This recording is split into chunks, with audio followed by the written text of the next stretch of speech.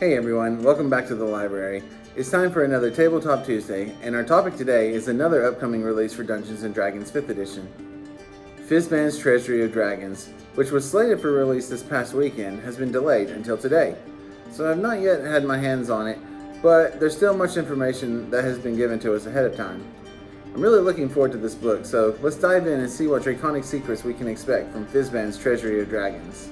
We know that this book is divided roughly into three main sections: a player's options section, a DM toolkit section, and probably the part most people are excited for, the Draconomicon. As far as player options go, we don't know too much yet, except that there will be new subclass options, such as the Drake Warden Ranger, which gets to form a bond with a companion Drake. It'll add new ancestries for the Dragonborn, new feats, new spells, and new magic items, all revolving around dragons.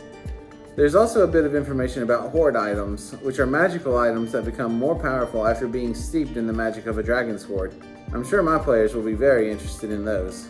Aside from player options, the book also comes with a suite of development tools for DMs that allows them to make custom dragons and flesh them out so that their players can have a well-rounded villain or ally in their next adventure.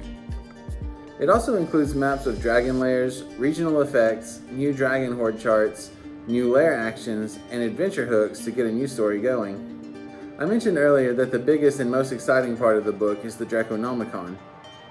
Roughly 80 pages of the book are dedicated to this section, which holds a wealth of information about 20 different species of dragons from across the multiverse.